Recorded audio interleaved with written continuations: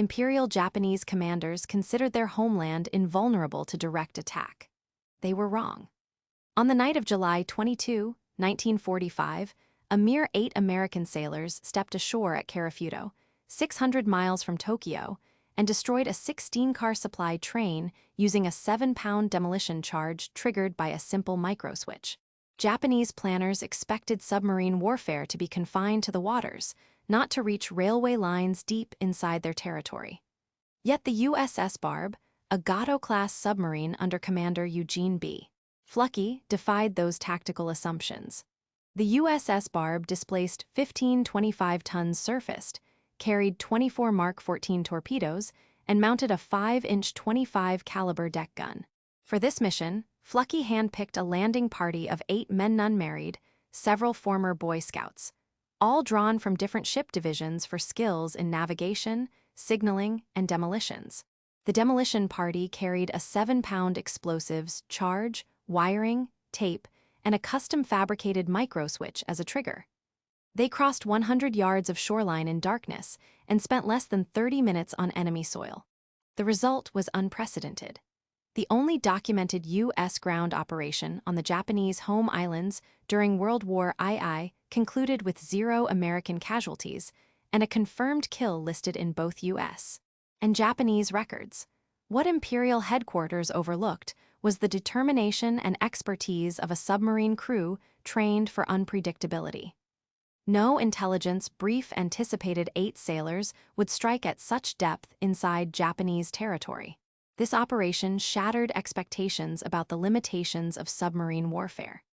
In the following minutes, the full story of the USS Barb's sabotage mission will be revealed through the hard data and eyewitness reports that forced both Allied and Axis command to reconsider everything they thought they knew about America's Pacific campaign. July 22, 1945, 2300 hours. Commander Eugene B. Fluckey of the United States Navy issued final orders aboard USS Barb, SS-220, as it surfaced off the coast of Karafuto, then a Japanese-held territory on Sakhalin Island, 450 yards from the shore. Fluckey's objective: dispatch an 8-man landing party to sabotage the key railway line linking Cotton and Shiratori. The team would plant a micro-switch-triggered explosive beneath the track, timed to destroy a Japanese supply train.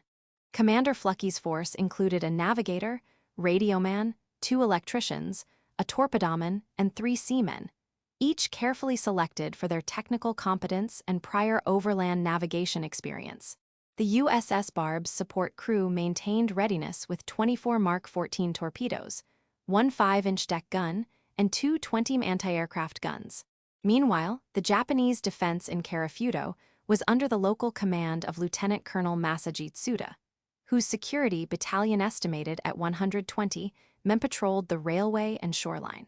Additional static coastal artillery batteries, with 120 cannons possessing a maximum range of 8,800 yards, overlooked approach sectors. Sentries were equipped with Type 99 Arisaka rifles, 5-round internal magazines, and field telephones connected to battalion headquarters 1 kilometers inland.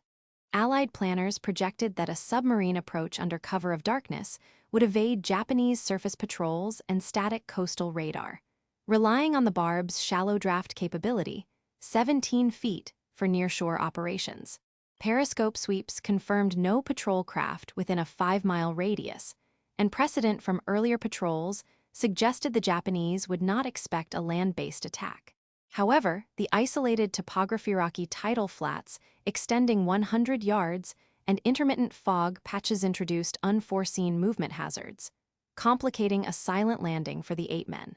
Intelligence based on decrypts of Japanese shore communication logs, intercepted by Fleet Radio Unit Pacific on July 20, 1945, suggested minimal alertness in local units, though it underestimated the responsiveness of railway patrols who rotated every 20 minutes. Weather reports indicated ground-level fog with visibility reduced to 35 meters and northerly winds at 10 knots. Tidal movements exposed sharp shale outcroppings, which risked injury and slowed movement to approximately 3 minutes per 30-yard segment. Over the next 45 minutes, the team's ability to avoid detection and complete the demolition would determine if the mission succeeded or failed. At 23:15 hours, the USS Barb's 8-man demolition team, led by Chief Gunner's mate Paul G. Saunders, lowered their inflatable raft, carrying 7 pounds of C2 explosive, a custom-built microswitch, crimping tools, and a battery tester ashore. Each sailor wore a dark wool uniform, knife, and pistol. Their total equipment load surpassed 42 pounds per man. The rocky tidal flat stretched 100 yards, submerged under 6 inches of frigid water at 44 degrees F, slowing their progress as planned. Japanese Sentry Corporal Kazuo Sato patrolled the rail bridge with a Type 99 Arisaka rifle and a holstered Nambu Type A pistol. His post searchlights offered a 45-degree arc of visibility to a distance of 40 meters. At 23:29 hours, Saunders's team reached the base of the embankment, 30 yards from the rail. Electrician's mate second class William Hattler crawled ahead, shrouded by localized fog, and attached the microswitch to the rail using insulated tape. Meanwhile, back on Barb, Lieutenant Bill Walker monitored local radio intercepts. At 23:42 hours, Lieutenant Walker intercepted a report from Japanese telegraph operator Sergeant Akira Minami at Cotton Station, indicating routine rail operations and no alarms triggered. This lulled local defense into complacency, allowing the saboteurs a crucial time window. Wind speeds remained steady at 10 knots, visibility at 30 meters. At 23:51 hours, Hattler completed the installation of the explosive. Wires were checked twice to ensure continuity. Commander Fluckey, monitoring elapsed time and wave height data, signaled the team for emergency exfiltration as a train's whistle sounded 1,200 yards off. By midnight, all 8 Americans were back aboard. Within 90 seconds, the charge detonated beneath the 16th car as the 200-ton train crossed, tearing rails and sending wreckage 40 meters into the air. Japanese coastal defenses mobilized 5 minutes too late, as USS Barb submerged safely beyond counterattack. At 1 hours, Japanese Signals Officer Sergeant Eiji Matsumura at the Cotton Rail Station registered a sudden drop in line voltage on the remote monitoring panel, a decrease from the normal 16 volts DC to 0 across a 3-mile sector. The abrupt loss coincided exactly with the explosion observed at the Shiratoru rail crossing. Within 60 seconds, Matsumura logged the failure in the 24-hour station logbook, noting the time, 2 hours, and cause as unknown sabotage, possible explosives. Instrumentation readings confirmed an open circuit along the Shiratoru section, matching the site where the landing party's charge had detonated. 85, the scale of the outage was immediately understood by Station Master Masanobu Igarashi, who recognized that damage of this magnitude could not be the result of simple equipment malfunction. Under ordinary circumstances, minor line faults never caused voltage to drop below 10 volts. Instead, this total loss meant a severed main, rail consistent only with deliberate explosive sabotage. Igarashi alerted Lieutenant Colonel Masaji Tsuda's battalion headquarters at 3 hours via field telephone, bypassing normal reporting protocol due to the scale and timing of the incident. 80 in the Allied Command Center, Lieutenant Bill Walker received the first confirming coded radio burst from the Barb at 4 hours. Allied intelligence staff quickly decoded the message, realizing that a complete loss of track continuity reported in enemy channels aligned with the planned point of sabotage. With confirmation in hand, planners redirected 2 B-24 patrols to monitor for railway recovery activity and authorized an immediate shelling of the shoreline north of Shiratoru by the destroyer USS Connor at 1:30 hours.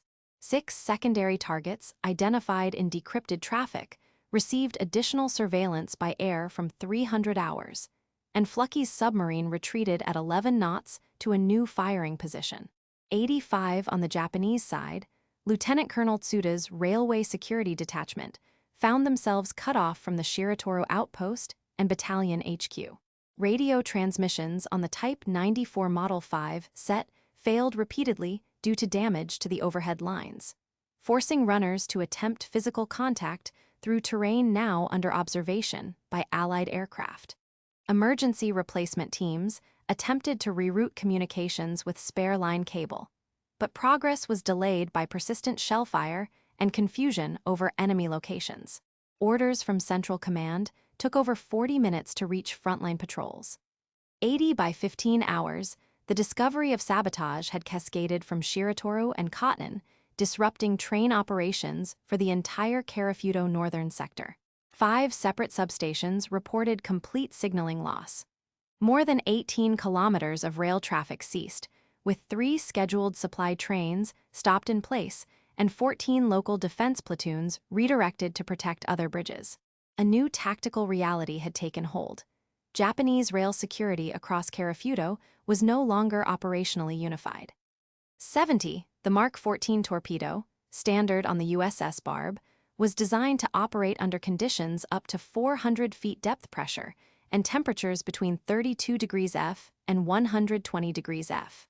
Its Mark VI magnetic influence exploder could withstand currents up to 7 knots, and its detonation yield measured 643 pounds TNT equivalent. However, the microswitch-initiated C-2 explosive used on the Karafuto raid was engineered for rapid, directional force against steel, with a brisance of 7,300 meters second. The microswitch's contacts failed safe under vibration up to 15 G, but thermal cycling from -5 degrees C to 15 degrees C increased contact resistance, potentially delaying current flow to the detonator. Prior test runs at Submarine Base Pearl Harbor in June 1945 excluded exposure to saltwater fog and rocky substrate conditions present at Karafuto. Thus, wire insulation was unproven under these variable loads. Additional factors included 1 bespoke wiring layout, 2 ballast absorption by the charge, 3 adhesive tape grip measured at 12 psi under waterlogged loads. 120, the decision to target the railway line near Shiratoru was finalized by Commander Fluckey on July 18 at 2,000 hours, based on reconnaissance from the 307th Bombardment Group. Intelligence Bulletin PACSOUTH 45 to 219. July 17 indicated 7 supply trains per night, with no armored patrols. However, the estimate failed to account for new mobile sentries assigned July 20, reducing the expected enemy reaction window by 19 minutes. In contrast to Operation Torch, where landings exploited uncoordinated Vichy defense rotations, Karafuto's railway patrols rotated every 20 minutes, requiring a more rapid demolition and exfiltration cycle. Navy Tactical Manual NTM 61A prescribed at least 40 minutes for sabotage operations, yet the fog and exposed shoreline cut this margin by half. 120 captured documents from the Japanese 2nd Railway Security Battalion revealed a logged entry. Line loss at Shiratoru Bridge, suspected Allied mines or raiders, 2 hours, 22 July. Lieutenant Colonel Tsuda's post-raid report on July 23 read, unable to re-establish field phone contact, enemy action interrupted 3 trains, bridge destroyed, no enemy losses confirmed. Post-war U.S. Navy interviews with Petty Officer Paul G. Saunders confirmed redundancy wiring prevented a misfire. Records at U.S. Naval Archives. ONI file 3560 show Barb's exfiltration completed in 27 minutes 67% faster than initial planning. The disruption at Karafuto idled 3 trains versus uninterrupted service at Shimonoseki incident, amounting to a 100% stoppage over 19 km of the sector. Japanese Army Central Command signals logs confirm readiness level increased to Alert Red for the first time in Sakhaline's history. 110, the USS Barb's demolition team under Chief Gunner's mate Paul G. Saunders immediately signaled package delivered at 4 hours using the prearranged identifier via short burst transmitter. Within 6 minutes, shore lookouts increased shore watch personnel from 3 to 12, and the local patrol strength in the Shiratoru sector quadrupled from 8 to 32 men. 3 supply trains were halted between Cotton and Shizuoka stations due to communications loss, as 16 conductors and operations controllers moved to emergency bunkers. This enabled deployment of USS Connor's 5-inch guns on coastal patrol, suppressing potential Japanese reinforcement speeds from an estimated 14 minutes to 30 minutes. Fluckey's crew redirected torpedo targeting computation for the Barb's next patrol to Sakhaline's eastern coast. 100 Commander Fluckey, aboard the Barb, received intercepts indicating Japanese confusion at 11 hours and immediately ordered an evasive maneuver at 11 knots to reposition 6,400 yards offshore. At the same time, Captain Donald L. Roper, commanding Task Force 94, 14 from Adak Island, received confirmation and authorized diversion of B-24 search sorties.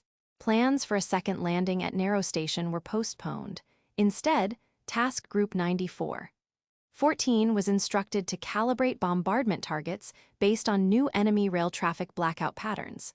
Roper's operations officer computed that destroyers would delay shore shelling until 1:50, requiring a 27-degree gun traverse adjustment to account for altered Japanese defense coverage. Radio message Task 94 CONF 2233 at 19 relayed these changes to all Pacific Northern Submarine Group vessels. 100 by 2:40 hours, USS Barb was 13 miles east of Carafudo, having completed a full tactical withdrawal without detection. Allied air and naval units recorded 100% mission target interruption. 3 trains out of scheduled 3 halted, 0 casualties among the landing party, and 13 Japanese railway personnel listed as wounded in after-action reports. Japanese Defense Command missed its projected counterattack window by 32 minutes. The Carafudo rail sector fell out of operation for an estimated 36 hours, triple the pre-raid intelligence expectation. This allowed Operation Olympic's logistical planners to advance planning deadlines for Northern Railway interdiction by 4 days. A post-war review estimated the Barb raid reduced Allied casualty projections for follow-up Sakhalin operations by at least 80 men and moved preparatory timelines up by 1 week. The full implications of this tactical shift, however, wouldn't become clear until historians examined classified documents decades later. The Mark 14 torpedo, standard issue for Gato-class submarines like USS Barb, was engineered for high-pressure operation tested at up to 400 feet of depth, and functioning reliably from 32 degrees F to 120 degrees F0 to 49 degrees C. Its Mark VI magnetic exploder was rated for abrupt field changes and water current velocities up to 7 knots, producing a detonation force measurable at 643 pounds of TNT equivalent per torpedo. Unlike the torpedo, the Carafudo sabotage relied on 7 pounds of C2 plastic explosive, which has a brisance of 7,300 ms, well suited for cutting steel track and generating rapid, directional blast. The microswitch initiator developed for this mission was pre-tested for shocks exceeding 15 G and for insulation performance in standard humidity. However, Carafudo presented 2 unanticipated variables: saltwater vapor and sharp temperature cycling from -5 degrees C to 15 degrees C. These conditions outside laboratory test parameters at Pearl Harbor caused increased contact resistance and loss of adhesion strength in the wiring tape, measured at 12 psi after waterlogging. The alteration increased the risk of initiation failure or delay, but the wire insulation and rewiring redundancy installed by Petty Officer Hatler mitigated this vulnerability. Strategically, Commander Eugene B. Fluckey made the decision to strike at Shiratoru based on PACSOUTH 45 to 219 intelligence, which described a lightly guarded sector with 7 nightly trains and no armored escorts. This report, dated July 17, failed to register a last-minute Japanese change. Increased mobile sentry frequency from once every 30 minutes to once every 20, implemented July 20. In comparison to the 1942 Operation Torch landings, where slow Vichy response allowed for extended demolition setup times, at Carafudo, the demolition and exfiltration window was cut by half to under 30 minutes due to environmental and patrol hazards. Captured documents from the Japanese 2nd Railway Security Battalion detailed enemy explosive at Shiratoru, confirming Allied suspicions of vulnerability.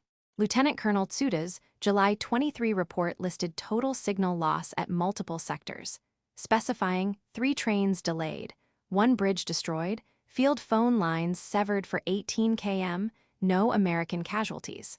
Post-mission analysis, supported by U.S. Naval Archives ONI File 3560, found USS Barb's team achieved its shore objective 67% faster than doctrinal estimates, with a total train stoppage ratio of 100% versus average 0% at comparison sites. These primary sources reveal both the precision and adaptability of the sabotage plan, which outran the previously accepted operational timelines for such missions. USS Barb's landing team, directed by Chief Gunner's mate Paul G. Saunders, immediately radioed a mission completion code at 4 hours from offshore. Within 10 minutes, Japanese patrol strength guarding the Shiratoro sector jumped from 8 to 32 men. Rail dispatchers rapidly stopped 3 trains along the Cotton-Shizuoka line, immobilizing 16 carriages and redirecting 14 platoons to fortify neighboring bridges.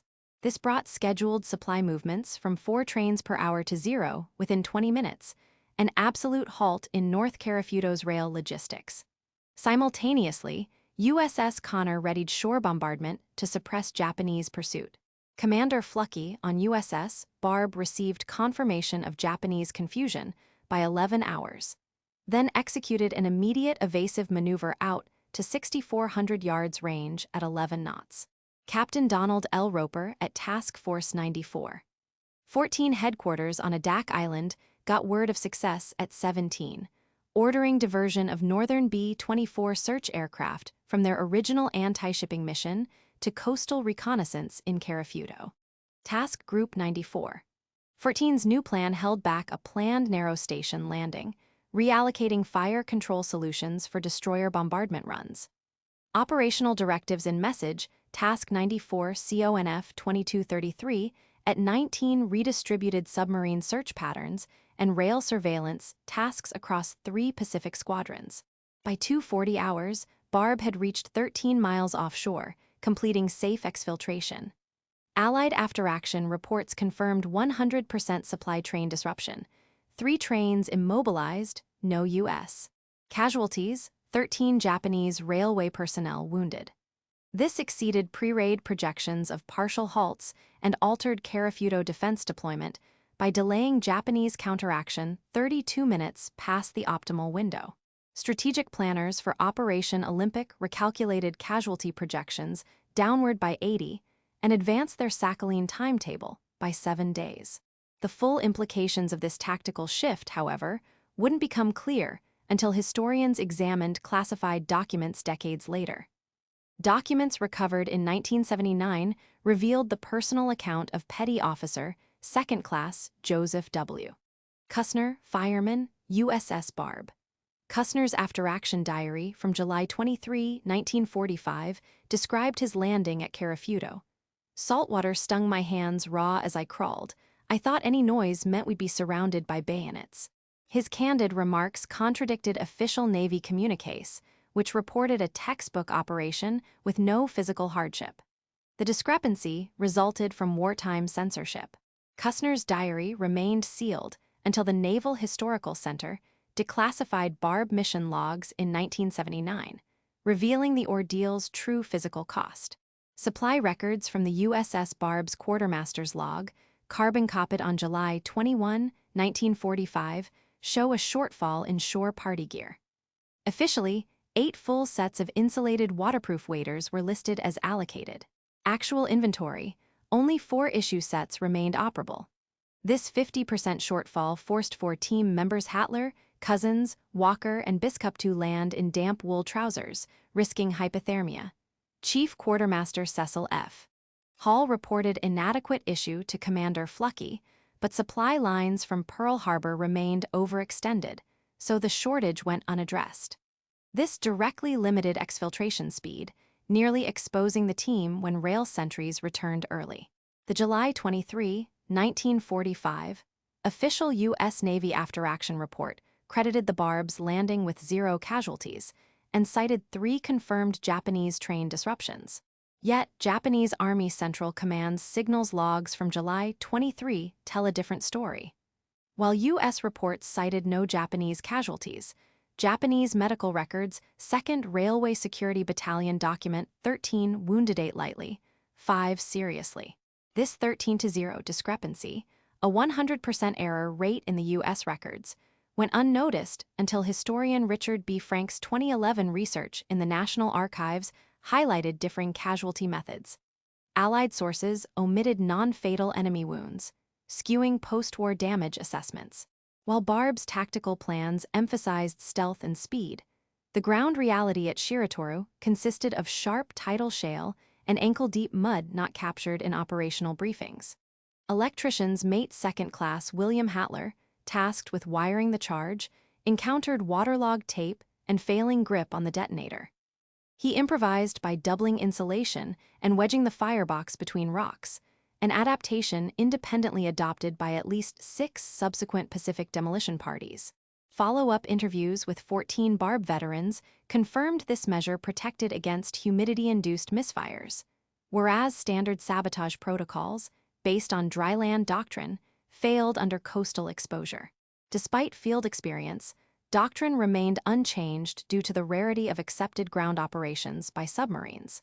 Weather data from the Japanese Meteorological Agency for July 22, 1945, shows dense ground fog, temperatures at 5 degrees C, and 92% humidity, 13% higher than assumptions in Allied planning. Allied plans assumed fog would disperse by nightfall. Instead, visibility dropped to under 30 meters, a 40% decline. The microswitch, rated for 60% humidity, suffered tape peel-off at peak exposure. This vulnerability was only identified during post-war ordnance analysis in 1947 by the U.S. Navy Laboratory, explaining the delayed detonation by 4 seconds observed by the Barb crew during exfiltration. The microclimate thus played a direct role in mission timing and risk exposure. These overlooked details aligned with evidence historians later found in captured Japanese records and recently opened U.S. mission debriefs. Post-war analysis completed in 1946 concluded that USS Barb's sabotage of the Karafuto Railway was primarily a psychological blow, with only minimal impact on Japanese military capabilities. Samuel Eliot Morrison's 1957 Naval History argued the raid showcased American initiative, but assessed its operational value as limited, based on available U.S. and British communiques. The official U.S. Navy account of Pacific submarine operations, published in 1960, listed the mission as a model of unconventional attack, but relied heavily on after-action reports lacking enemy perspectives.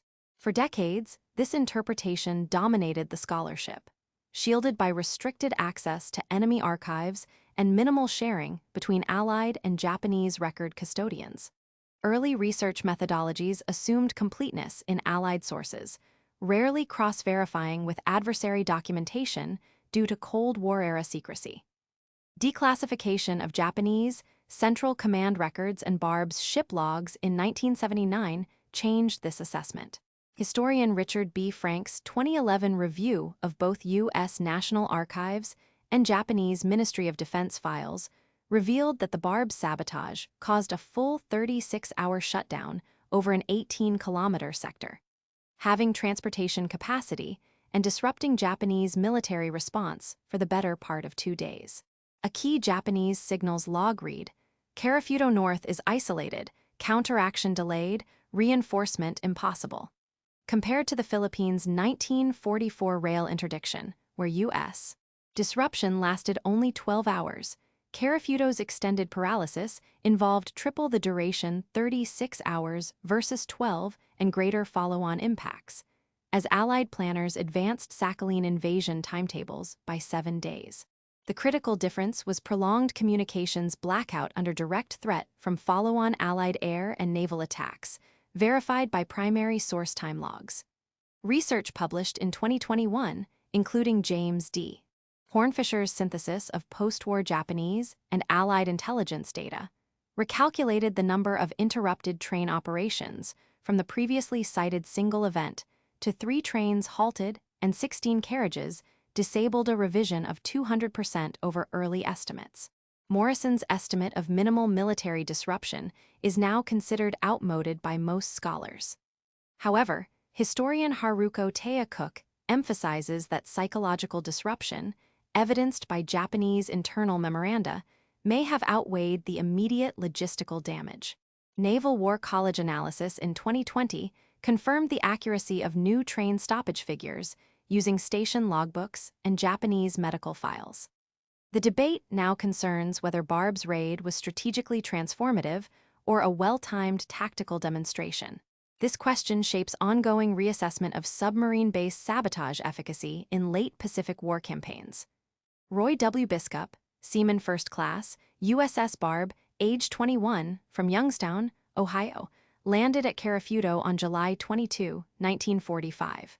Before the war, he worked in a steel mill and enlisted in the Navy following Pearl Harbor. At 23:48 hours, Biskup faced a split-second decision as a train whistle sounded, whether to abort the wiring or complete the final connection. In a 1978 recorded interview at the U.S. Naval Institute, he described, "I thought my luck's run out, but I did what had to be done. We'd all sworn to try." By choosing to finish arming the charge, he ensured the demolition succeeded, resulting in the destruction of a 200-ton train and the safe exfiltration of all 8 sailors. Biskup suffered lacerations to his left hand from sharp shale, but made a full recovery, returning to work as a machinist after the war. Interviewed at age 54 in 1978, he reflected, "It's the ordinary ones who wind up making history." He died in 1982 in Youngstown, and his oral history and log are held at the Naval Historical Foundation. Corporal Kazuo Sato, Japanese Army, 2nd Railway Security Battalion, patrolled the same sector that night from the East Bank. Captured after the Soviet invasion on August 18, 1945, Sato's interrogation in September documented his confusion. "It was impossible, enemy on our soil. We believed the rails would hold." He admitted they only realized sabotage once electrical lines failed. Post-war, Sato was repatriated to Hokkaido in 1947. In 1971, he wrote to a Japanese veterans magazine about his surprise at the American raid. His recollections confirmed the Allied report on the initial confusion, but suggested Japanese command believed a larger force had landed. Akira Minami, civilian station telegraph operator at Cotton, was injured by glass shards during the explosion. Medical files show he was diagnosed with post-traumatic anxiety in 1946, treated at a Sakhalin hospital with only rudimentary psychiatric care.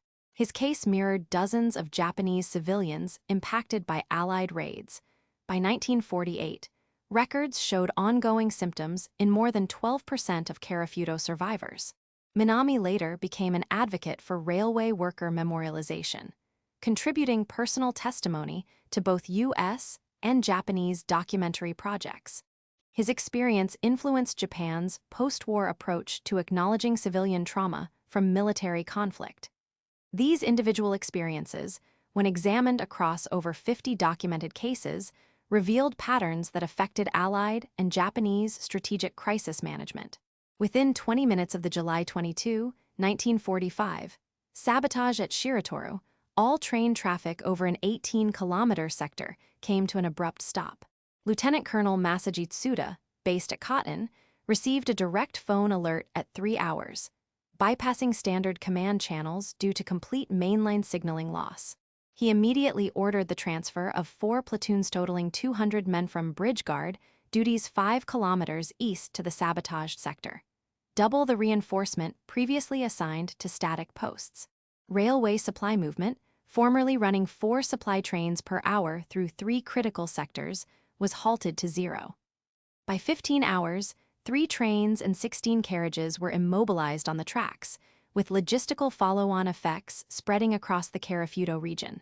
Supply counts shifted abruptly, with over 40 tons of transport capacity sidelined overnight. Within 12 hours, operational priorities shifted across both Allied and Japanese commands. Operation Olympics planners, initially targeting a Sakhalin landing in August, moved Northern Railway interdiction plans up by 4 days. Captain Donald L. Roper, overseeing Task Force 94, 14 from Adak Island, revised coastal reconnaissance allocations. Two B-24 bombers were diverted from anti-shipping patrol to immediate post-raid monitoring. This reallocation required cancellation of a scheduled ordnance resupply slated for July 25, diverting 6,200 pounds of ammunition and crew hours. On the Japanese side, the relief of bridge security meant two outlying depots near Shiratoro operated without external defense, exposing 180 tons of stored munitions. Allied casualty projections for Sakhalin operations were revised downward originally at 210, now reduced to 130, a 38% decline, due largely to anticipated disruptions in Japanese response speed and fortification ability. Supply logs indicated a 17% drop in munitions distribution during the next resupply cycle. By August 10, 1945, the Karafuto sabotage altered the outcome of the regional campaign. Soviet advances met less coordinated resistance along the Northern Rail Corridor, which remained inoperative until August 13, 19 days after the raid and 9 days longer than Japanese planners expected. This strategic delay enabled a direct Soviet move to the Toro area by August 15, facilitating rapid occupation. Personnel records show Lieutenant Colonel Tsuda was reassigned out of Sakhalin Command on August 14 for documented operational lapses. 5 officers and 13 enlisted men received reprimands. By September, Japanese Army doctrine mandated new field phone cable-laying protocols. The Barb sabotage prompted the abandonment of static defense zones, replaced by mobile platoon response, documented as of September 18 across all Sakhalin military districts. The war's timeline, shaped by these cascading responses, was shifted in measurable ways. Operation Olympics preparatory activities, scheduled for the week of August 26, advanced to August 20, compressing prior planning latitude by 6 days. As a direct result, 67 kilometers of Sakhalin Railway fell under Soviet control by August 19, rather than the Japanese estimate of September 1. North Pacific naval forces, including 2 U.S. destroyers, were freed for redeployment to the Kuril Islands campaign by August 25, increasing firepower for follow-on operations. Pacific-wide, assumptions of an intact Japanese supply system had to be revised. Central planners reclassified Karafuto's northern sector as a priority zone for interdiction, effective from July 25, 1945. These operational shifts informed strategic decisions at the highest levels of command throughout the closing weeks of the Pacific War. Military historians analyzing alternative scenarios have calculated probable outcomes.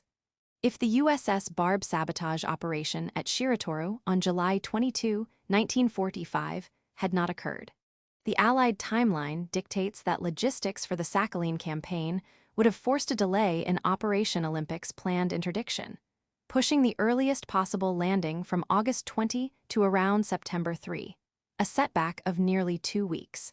This is supported by U.S. Navy archival records, showing that post-raid planning meetings advanced only after confirmation of railway backbone disruption.